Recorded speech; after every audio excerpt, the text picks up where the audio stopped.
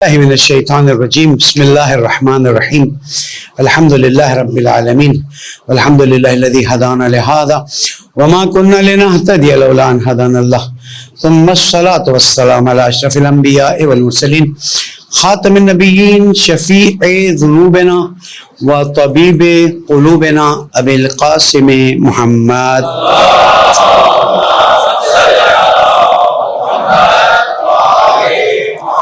وعلى أهل بيته الطيبين الطاهرين المعصومين المظلومين الذين أذهب الله عنهم الرجس وطهرهم تطهيرا.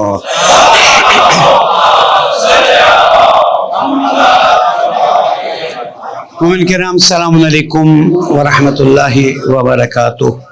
اوصیکم ونفسی بتقوی اللہ ونظم امرکم. پہلے اپنے آپ کو پھر آپ سب کو اللہ تعالیٰ کی اطاعت کیجیے, اللہ تعالیٰ کی نعمتوں پر شکر ادا کیجیے اور اس کی نافرمانی سے اپنے آپ کو بچائے. پالنے والے تیری اطاعت کی توفیق عطا فرما, پریشانیوں کو دور فرما, زمانے کے امام کے ظہور میں تعجیل فرما. درود پڑھ دیں محمد.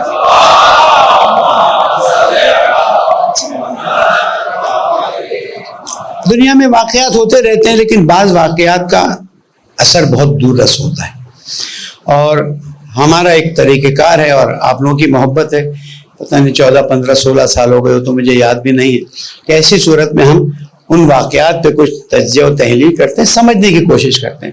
غم اپنی جگہ پر ہے لیکن سمجھنے کی کوشش کرتے ہیں, اور جو میری ناقص رائے میں آپ تک پہنچا دیتا ہوں, اپنے مطالعے کو آپ تک پہنچا دیتا ہوں تاکہ آپ لوگ بررسی کریں. دیکھیں یہ جو بات کہہ رہا ہے اس میں وزن ہے نہیں ہے. ہاں, جب میں قرآن کی آیت پڑھوں یا رسول کا کوئی قول پڑھوں تو اس میں تو کوئی آپ کی رائے آنے کی بات نہیں ہے, لیکن جب میں کوئی تحلیل کروں یا کوئی آپ کو تجزیہ پیش کروں تو اس میں پھر آپ کا بھی حق بنتا ہے. واقعہ سب کے سامنے اور سب کے دل اداس, یعنی جس طرح ہمارا دل اداس ہے. میں اہل سنت کے علماء کی خدمت میں بھی حاضر ہوا, وہ تشریف لائے, عجیب محسوس کیا میں نے. کہتے ہیں اللہ تعالیٰ کسی کی محبت دلوں میں ڈالتا ہے تو کہاں تک پہنچ جاتی ہے. یعنی حتیٰ اہل حدیث انہوں نے ایک جگہ بیان دیا ہے, میں نے کہا کہ دیکھیں انقلاب اسلامی ایران نے کہاں تک اثر ڈالا ہے کہ اہل حدیث کے بارے میں ایک غلط فہمی ہے. میں بتا رہا ہوں آپ کو, میں اہل حدیث علماء کے ساتھ 15-17 سال ٹی وی پہ بیٹھا ہوں, غلط فہمی ہے, لیکن وہ غلط فہمی تھی جیسے ہمارے بارے میں غلط فہمی, اتنی الٹی سیدھی باتیں پھر. لیکن جب ان کا یہ بیان آیا اور جناب آغا رئیسی شہید علیہ مقام اور ان کے ساتھیوں کے بارے میں, تو میں نے کہا دیکھو غلط فہمیاں دور ہونے کا ٹائم آ گیا. ایک انسان کی جان چلی گئی, اللہ تعالیٰ نے اس کو شہادت نصیب کر دی, لیکن شہداء جو ہے نا, یہ بات یاد رکھیے گا, شہداء اللہ تعالیٰ نے فرمایا یہ زندہ ہیں اور اللہ کے پاس روزی پاتے ہیں, اور ان کو مردہ مت کہو بل احیاء. آیتیں آپ کے ذہن میں, جب وہ زندہ ہیں تو اپنا اثر و رسوخ بھی رکھتے ہیں.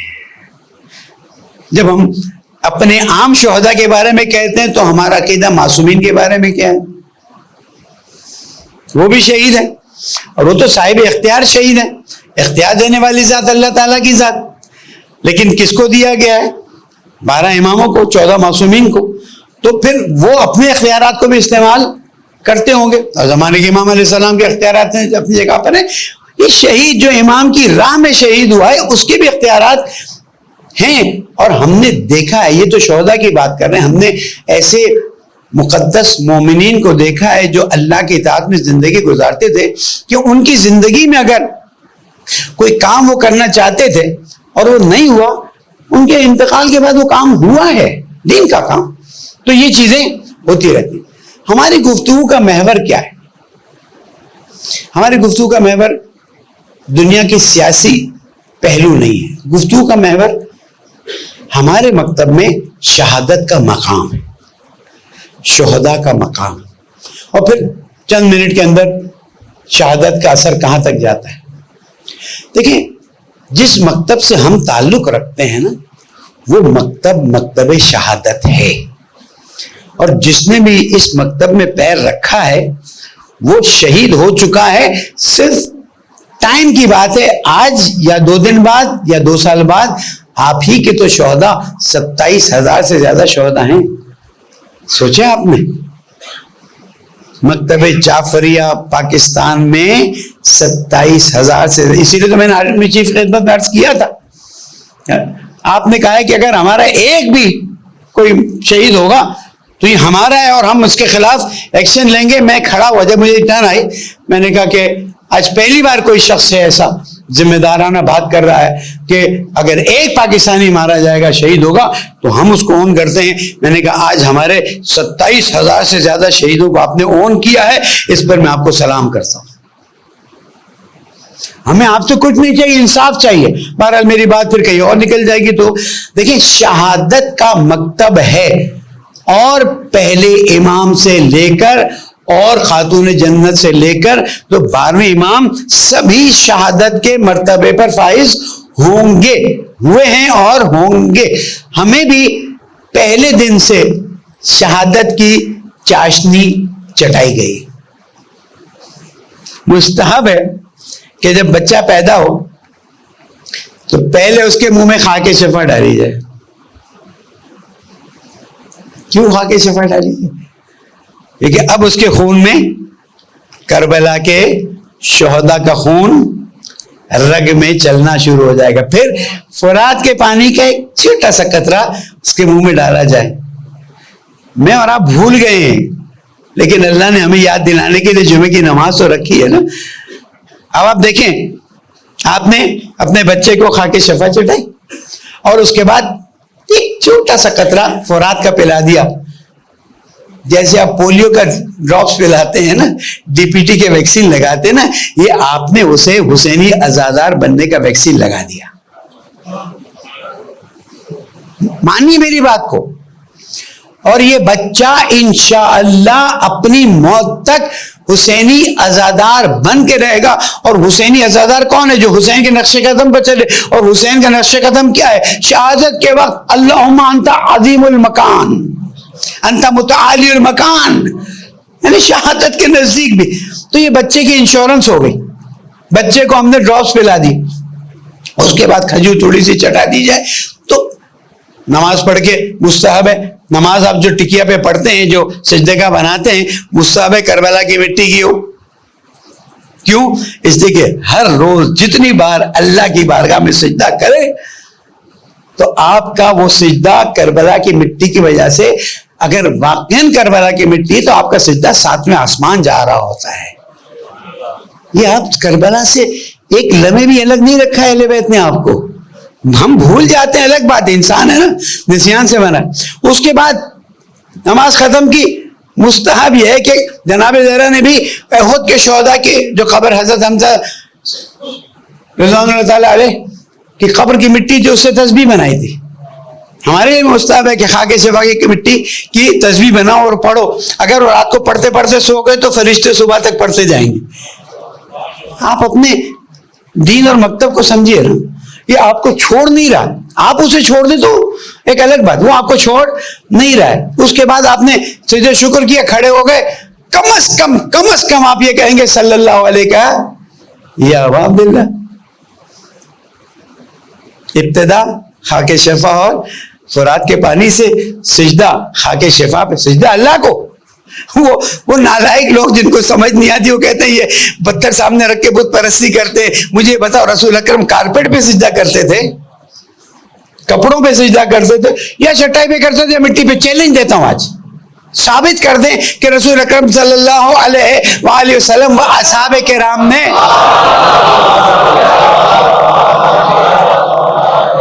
کپڑے پہ سجدہ کیا. مجھے ثابت کر دیں کارپیٹ پہ سجدہ کیا. بھئی ہم سنت رسول اور احکام دین پر عمل کرتے ہیں. اب یہ مٹی پہ سجدہ, ہمیں کہا گیا مٹی پہ سجدہ کرنا ہے, پتھر پہ سجدہ کرنا ہے. بہتر یہ ہے کہ کربلا کی خاک ہو تاکہ تمہارا اٹیچمنٹ اللہ سے اور بھئی وسیلہ یہی ہے نا, اور کیا چاہیے. اس کے بعد آپ دیکھیے زیارت پڑھیں صلی اللہ, کچھ بھی نہیں کہہ سکتے, 3 مرتبہ کہیے صلی اللہ علیہ کا یا ابا, آپ پر سلام ہو اللہ کا, آپ پر سلامتی ہو اللہ تعالیٰ کی صلی اللہ علیہ یا ابا, اے امام حسین علیہ السلام. یہ ہے شہادت کا مکتب, اسی لیے کہا گیا شہادت کے لیے تیار. اب یہی شہادت کا مکتب آگے بڑھتا ہے, اور اولاد مولا کائنات میں سے ایک جس کا نام خمینی، روح اللہ خمینی تھا، وہ نکلتا ہے میدان میں اور کہتا ہے بھائی مجھے تو اسلامی نظام نافذ کرنا ہے. آج پہلا خطبہ لمبا اور دوسرا خطبہ چھوٹا ہوگا. اسلامی نظام نافذ کرنا ہے. اب ایک گروہ آپ کا کھڑا ہو گیا، جب تک امام زمانہ تشریف نہیں لائیں گے تب تک کوئی کچھ نہیں کرے گا.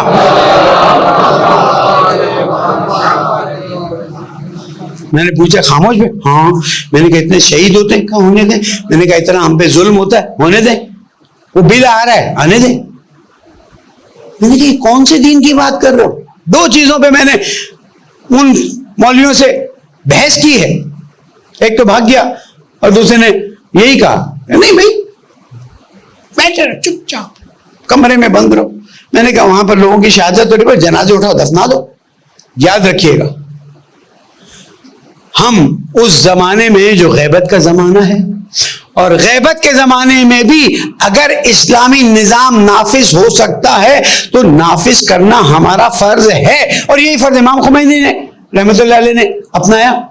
نتیجہ یہ ہوا کہ ایک انقلاب برپا ہو گیا، اور نتیجہ یہ ہوا کہ دنیا کی سیاسی طاقتیں متزلزل ہوئیں، ان کے جہاز ڈگمگانے لگے. امام خمینی رحمۃ اللہ کی رحلت ہوئی، آیت اللہ خامنئی حفظ اللہ، آیت اللہ عظمہ خامنئی حفظ اللہ. اب چھوٹی چھوٹی چیزوں پہ اعتراض، امام کیوں کہتے ہو؟ اتنے لوگ شہید ہو رہے ہیں تو اس کا کیا جواب دیا جائے گا؟ تو ایران نے عراق میں حملہ نہیں کیا تھا، عراق نے ایران پہ حملہ کیا تھا. ہم بھی طالب علم، ہم چیزیں دیکھتے تھے، جنازے ہم خود دیکھتے تھے، جوان جاتے تھے. یاد رکھیے گا اس انقلاب کی کامیابی میں تین چیزیں شامل ہیں. نمبر ایک کربلا ہے. یہ امام خمینی فرماتے تھے کہ کربلا اور عزاداری ہے جس نے ہمارے انقلاب کو کامیاب رکھا ہوا. نمبر دو وہ مرجعیت کا نظام ہے کہ جو اللہ سبحانہ و تعالیٰ نے ائمہ معصومین کے ذریعے ہمیں عطا کیا ہے.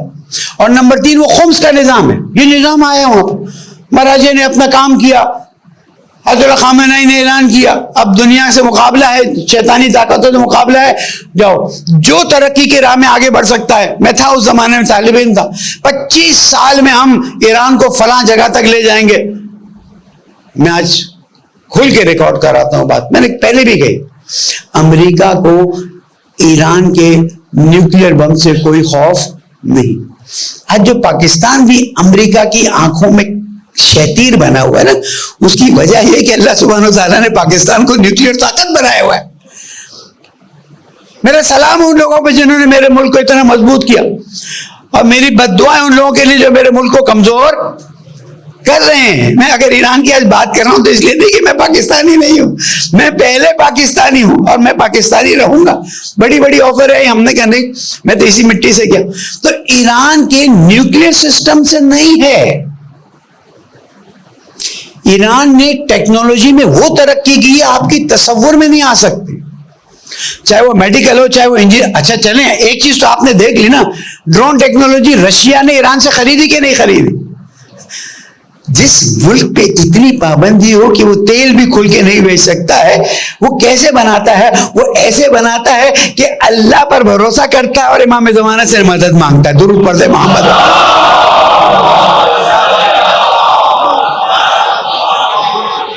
اللہ نے فرمایا ان تنصروا اللہ ینصرکم ویثبت اقدامکم. اگر تم اللہ کی مدد کرو گے اللہ بھی تم پالنے والے. انک علی کل شیء قدیر. ہاں میں ہر چیز پہ قدرت رکھتا ہوں، لیکن اصل بات یہ ہے کہ تم ہی ایک قدم اٹھاؤ گے میں 10 قدم اٹھاؤں گا. تمہارا قدم اتنا ہے، میرا قدم بہت بڑا ہے. دنیا کو بتا دیا کہ علی ولی اللہ پڑھنے والے دنیا کی شیطانی طاقتوں کے منہ پر تھپڑ مارنے کی طاقت رکھتے ہیں، اور کوئی طاقت ان کے مقابلے میں نہیں آ سکتی جب تک وہ اپنے آپ کو اللہ کا بندہ بتاتے ہیں.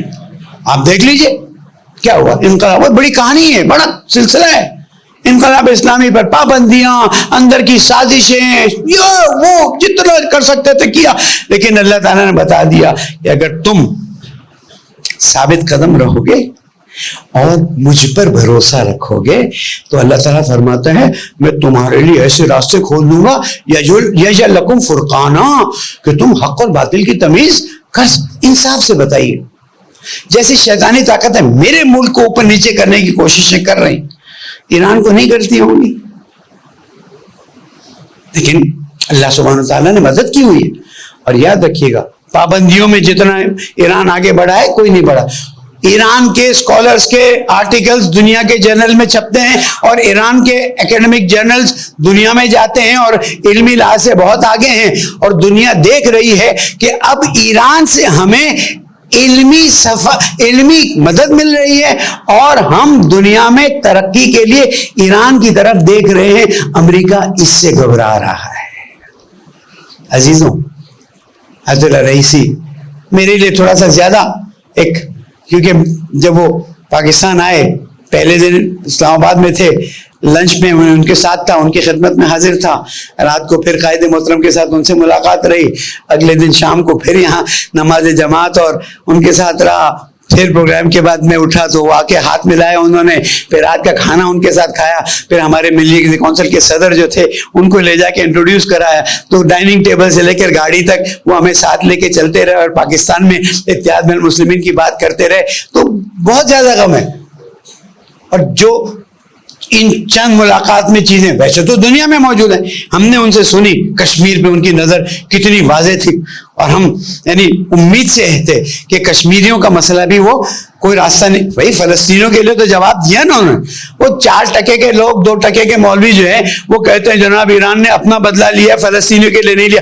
ایران کے جو شہداء تھے شام میں وہ کیا کر رہے تھے؟ وہ فلسطینیوں کی مدد کے لیے کچھ کر رہے تھے نا، اس لیے ان کو شہید کر دیا گیا. انہوں نے جواب دے دیا، وہ جواب دیا جو تاریخ میں لکھا جاتا ہے. یاد رکھیے گا، میں اور آپ جب تک اللہ کی بندگی میں ثابت قدم رہتے ہیں اور زمانے کے امام سے مدد مانگتے رہتے ہیں اور انحراف سے بچتے رہتے ہیں، ہمیں کوئی طاقت زمین سے ہٹا نہیں سکتی.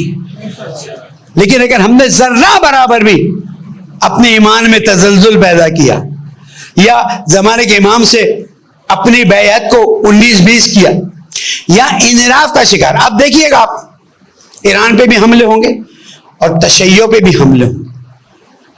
آپ دیکھیے گا اس دفعہ محرم میں آپ کو بتاؤں گا، وہ تو گالیاں سننے کی عادت پڑ گئی نا، میں آپ کو بتاؤں گا وہ چیزیں لائی جائیں گی کہ آپ کے ذہن سے جمہوریہ اسلامی ایران، آیت اللہ ابراہیم رئیسی، شہداء، ان سب کے تصورات. اب دیکھیں نا، آج چھٹا دن ہے، اتوار کو شہادت ہوئی، کتنی کانسپیریسی تھیوریز آ گئی. او بھائی جو ہوا 100% ہوا ہے کچھ. میں اپنے اس سے کہتا ہوں جو تم کہتے رہو اپنا ٹائم ویسٹ کرتے رہو وہ واپس نہیں آنے والے. تو جو ذمہ دار ہے وہ اس کا حساب کتاب کریں، اس کی کیلکولیشن کریں. آپ قرآن پڑھ کے اپنا ٹائم آگے بڑھائیں نا. آپ فضولیات میں آپ یوٹیوب کھولیں گے نا 100 کانسپائرسی تھیوریز آپ کو ملیں گی. نہ میرے پاس ٹائم ہے نہ آپ کے پاس ٹائم ہے. اگر آپ کے پاس ٹائم ہے وہ بند کیجئے، تسبیح نکالیے، اس لیے کہ جو بھی کانسپائرسی تھیوری ہے آپ کو کچھ نہیں ملنے والا ہے. وہ میرا صدر جو ہے وہ چلا گیا، ظاہر ہے جمہوریہ اسلامی ایران کا صدر ہے، وہ شہداء چلے گئے، اللہ تعالیٰ کے پاس یرزقون رزق پا رہے اور ہمارے لیے دعا کر رہے اور ہمیں پیغام دے رہے ہیں اللہ خوف علیہم ولا ہم، نہ تم گھبرانا نہ تم پریشان ہونا. تو ہم تیار ہوں اپنی عزاداری کے لیے. ایسے ایسے بڑھ رہے ہیں نا محرم کی طرف، ٹھیک ہے، ہمیں اپنی عزاداری کے لیے تیار ہونا ہے. اور آج ہم ان شہداء سے ایک عہد کرتے ہیں کہ ہم ان عزاداریوں میں جائیں گے جہاں پر انحراف کی بو بھی نہ آتی ہو. مشکل ہے نا. ان عزاداریوں میں جائیں گے جہاں پر انحراف کی بو نہ آتی ہو. مولانا ہمیں کیسے پتہ چلے گا؟ نہیں پتہ چلتا. آپ کے جو امام جماعت ہیں ان سے پوچھ لیجئے نا. آپ نے جو دین سکھایا اس کو پھر کیسے سیکھ؟ آپ کے ممبر سے کہا جائے کہ کربلا کا کوئی مقصد نہیں سوائے ماتم کے، کربلا کا کوئی مقصد نہیں ہے سوائے یہ کہ آپ گریا کریں، کربلا پر نہیں، فلسفی کربلا کی نہیں ہونی چاہیے. اگر کربلا کی فلسفی نہیں ہونی چاہیے تو سید الشہداء نے فرمایا لم اخرج اشرا ولا بطرا ولا ظالما ولا جائرا بل خرجت لطلب الاسلام فی امت جدی اريد ان امر بالمعروف وانهى عن المنکر واسیر بسیرت جدی وابی. بشر بطر ظلم و جور کے لیے نہیں نکلا ہوں، بل خرجت لطلب الاصلاح. اس کا مطلب ہے 10 محرم کی عصر یا غروب پہ طلب اصلاح کی موومنٹ ختم ہو گئی. उरीदुन आमर बिल मारूफ, इमाम हुसैन 10 मुहर्रम को आप शहीद हो गए, आमर बिल मारूफ खत्म, नही अनिल मुनकर खत्म। दीवानो, क्या पढ़ा है तुमने हौज़े इल्मिया में? किस शैतान की फिक्र में तुम आके बैठ गए हो? इमाम फरमा रहे हैं अम्र बिल मारूफ और नही अनिल मुनकर, ये मेरी मूवमेंट का एक अहम हिस्सा है जो कुरान का हुक्म है। और आज तुम कहते हो नहीं बस मातम। मातम हमारा एक बहुत अहम हिस्सा है, आजादारी का नौहा अहम हिस्सा है, मरसिया अहम हिस्सा है। तबरुक, मैंने क्या कहा आपको तबरुक के बारे में? खबरदार कोई क्या कहते हैं सबील से तबरुक ना फेंके। ये एक अल्लाह की रोजी है, दूसरी मुकद्दस चीज है। खबरदार जो सबील पे आ रहा है उसकी बेहतरामी मत करें, इज्जत से उसको दें। हम तो तबरुक के एहतराम के कायल हैं, लेकिन मुझे समझ नहीं आता है। हमें भी आजादारी के खिलाफ, हमें भी पता नहीं, वो आप लगाते रहे। अल्लाह ने हमें इज्जत दी, हम जबान खोल के बात करेंगे और डट के बात करेंगे। आजादारी के अंदर किसी भी किस्म के इनराफ को कबूल नहीं किया जाएगा। ये वादा है आपका जनाब ज़हरा से। और जहां ऐसी कोई चीज होगी, बदतमीजी नहीं चाहिए। मिंबर के सामने खड़े मत होइएगा, नहीं, हम ये आपको नहीं कहते, लेकिन उन साहब से बात कीजिए। नहीं कर सकते मुझे लिख दीजिए, किसी और सोशल मीडिया पे भी मत चलाइए। हो सकता है उससे गलती हो गई हो, बेतवज्जोही हो गई। हाँ, अगर कोई ऐसा है जो फिक्र ही ऐसी रखता है तो आप उसकी मजलिस में ना जाएं। आप लोगों को बताएं भाई ये देखो इस तरह से मजलिस में पढ़ रहा है जिसको मकसद इमाम हुसैन से हटके। अजीजों, मैं नसीहत करता हूं, नंबर 1, अल्लाह का शुक्र अदा करें मकतब अहले बैत में परवान चढ़े। नंबर 2, अल्लाह का शुक्र अदा करें कि आजादारी के लिए जान दी है, जान।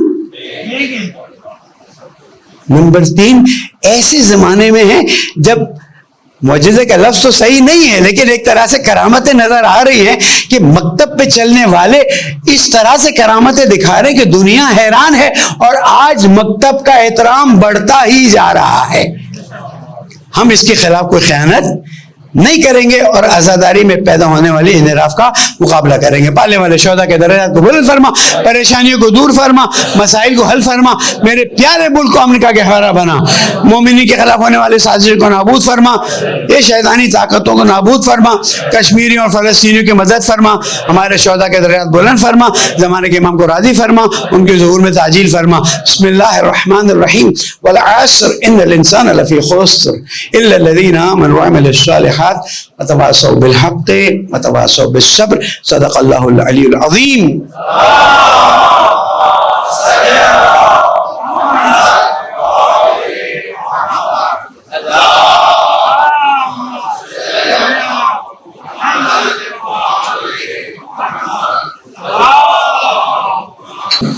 आप सब ने देखा होगा जनाजों में करोड़ों लोग मौजूद थे। जनाजे में करोड़ों लोग मौजूद थे, चाहे वो अजरबैजान में हुआ हो, चाहे वो कुम में हुआ हो, चाहे इस्फहान में हुआ हो। मेरा एक अखबार है, मेरी बीमारी है, मैं अखबार पढ़ता रहता हूँ। ये अखबार क्या लिखता है? हजारों लोगों ने ईरान के शहीद सदर को रुखसत किया। और तस्वीर देखें, आज ये तस्वीर देख लीजिए, एक छोटी सी तस्वीर डाल के। वरना जब ईरान के खिलाफ चीज होती है, मैंने नाम छुपा दिया ताकि कल को मुझ पे केस ना कर दें, इसलिए कि आजकल केस लड़ने की हिम्मत नहीं है।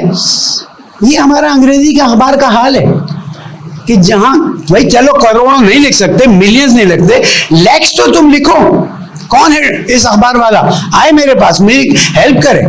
मेरे से तो इनको अल्लाह वास्ते का बेर है, कहीं भी ऐसी तस्वीर होती है उसमें मुझे काट के, कोई बात नहीं, मुझे परेशानी नहीं, लेकिन मुझे सवाल करने का हक है। बाकी अखबार आपने देखे कि आप करोड़ों लोगों को नहीं लिख रहे, मिलियंस नहीं लिख रहे, आप लिख रहे हजारों लोगों ने। क्यों? इसलिए कि इंटरनेशनल मीडिया इसको डाउन प्ले करके ये कहना चाह रहा है कि ये महबूब नहीं थे। अब आपका वजीफा है कि जहां पर भी वो बड़ी वीडियो या तस्वीरें नजर आए, एक एक बार शेयर कीजिए। दुश्मन क्या बताना चाह रहा है कि तो ईरान में भी महबूब नहीं थे। अगर रूहानी 56% पे इनके मुकाबले में जीते थे और इस दफा ये 63% वोट लेके जीते थे। डिग्रीज इनकी देखिए, खिदमात इनको देखिए। बहरहाल अल्लाह ताला ने इनके दर्जात बुलंद किए, दर्जात बुलंदतर फरमाए। हमारी एक इश्तिहार पे नजर पड़ी है जिसमें बहुत अच्छी तरह से कहा गया कि जनाब जिनको یہاں پر وہ کہا گیا ہے کیا کہتے ہیں مائنورٹیز، ان کے حقوق کے بارے میں بڑی سختی سے بات لکھی گئی ہے، یہ ہوگا یہ ہوگا یہ ہوگا۔ قائد ملت جعفریہ نے کل ایک بیان جاری کیا ہے اور یہ کہا ہے کہ بالکل آپ نے جو جاری کیا صحیح کیا، لیکن یہ بے لگام تکفیریت جو آپ کے اسلام آباد میں نے ویڈیوز بھیجی ہے ذمہ داروں، آپ کے کراچی میں، آپ کے پاس ثبوت خود مل جائیں گے، یہ جو تکفیریت چل رہی ہے تو کیا آپ نے ان کو آفیشیل اجازت دی ہوئی ہے؟ پی ٹی اے، اسلامی نظریاتی کونسل، باقی لوگ کیوں خاموش ہیں؟ یعنی اس کا مطلب ہے کہ اگر کوئی تکفیریت کا نعرہ لگاتا ہے علیکم السلام رحمۃ اللہ تو اس میں کوئی حرج نہیں ہے، اور اگر کوئی مائنورٹی کے خلاف کوئی بات کرتا ہے اس میں حرج ہے، وہ بھی حرج ہے، وہ بھی حرج ہے۔ اور آج اس مسجد سے ہم اعلان کرتے ہیں کہ حکومت تکفیریت کے بارے میں اپنا موقف واضح کرے اور تکفیریت کو لگام دے۔ درود پڑھ دیں محمد۔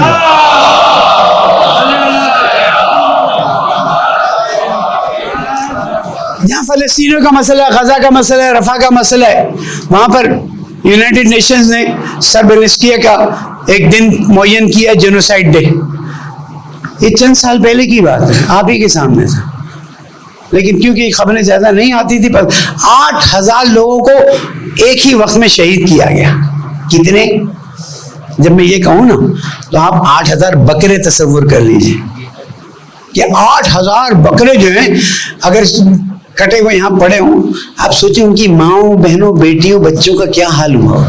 اب جا کے یونائٹڈ نیشنز کو عقل آئی ہے اور یہ بات کہی ہے، کچھ ملکوں نے اس کی مخالفت کی ہے، یہ دنیا ایسی ہے، یہ آپ کو حق دے گی نہیں، آپ کو حق چھیننا پڑے گا، ورنہ آپ پریشان رہیں گے اور آپ کو اندازہ رہے گا کہ یہ حق چھیننے کے ذریعے ہی آپ دنیا میں آگے بڑھ سکتے ہیں۔ اور میں حکومت پاکستان سے بھی یہ کہتا ہوں اور عرب ممالک کے لوگوں سے بھی کہتا ہوں کہ خدا را اپنے حق کے لیے کھڑے رہیں، بیٹھ نہ جائیں۔ آپ بھی کیونکہ اپنے حق کے لیے کھڑے تھے، آپ نے یکم ربیع الاول پہ جو ایک بھرپور موومنٹ دکھانا شروع کی اور ہر طرف سے رپورٹیں آنا شروع ہو گئی کہ جناب یکم ربیع الاول کو اسلام آباد میں، ہم تو ظاہر فرنٹ لائن پہ ہی تھے، کچھ ہونے جا رہا ہے، اور وہ پریشانی ہوئی کہ جس کو محسوس کرنے والوں نے محسوس کیا۔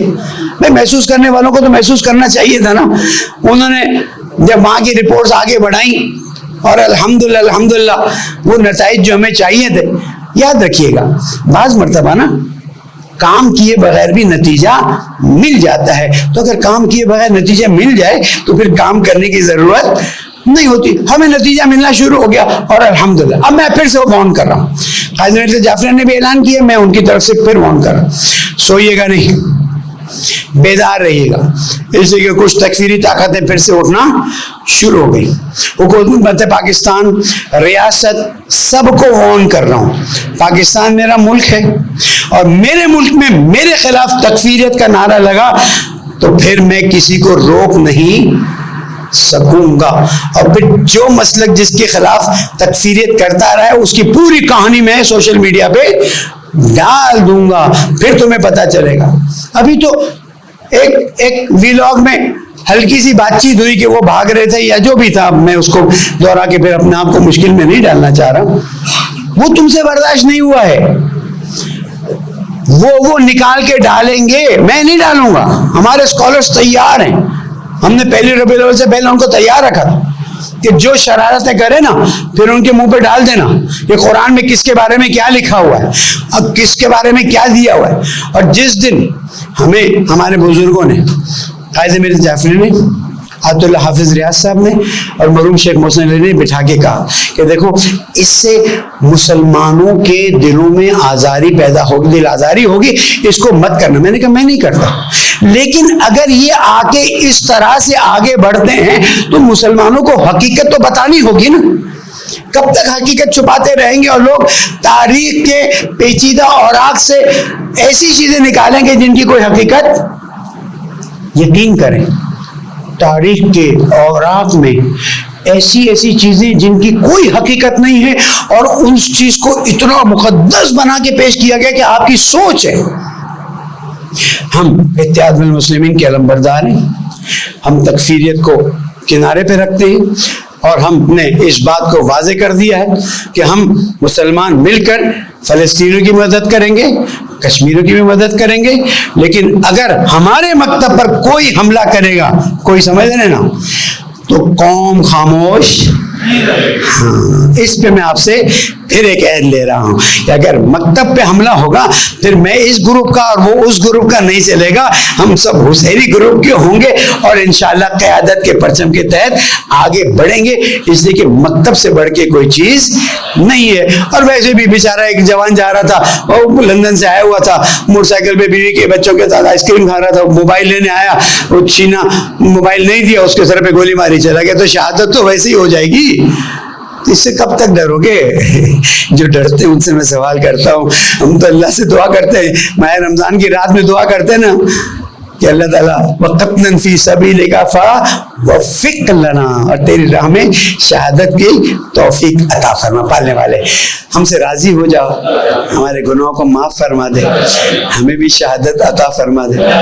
گناہ گار ہے, خطا کار ہے, ہمارے گناہوں کو معاف فرما دے, ہماری دلوں کی حاجات کو روا فرما دے, پریشانوں کی پریشانیاں دور فرما دے, گرمی سے بچنے کی ہمیں توفیق عطا فرما دے. اے رب العزت مقروضین کے قرضوں کو عطا فرما دے, بے گناہ اسیروں کو آزاد فرما دے, بے اولادوں کو صاحب اولاد کر دے, مقروض والے جو بیمار ان کو شفا کامل عطا فرما دے, نئی نسل کی خوبصورت تربیت کی توفیق عطا فرما, زمانے کے امام کو راضی فرما, ان کے ظہور میں تعجیل فرما. بسم اللہ الرحمن الرحیم. اذا جاء نصر اللہ والفتح ورأیت الناس يدخلون فی دین اللہ افواجا فسبح بحمد ربک واستغفرہ انہ کان توابا. صدق اللہ العلی العظیم.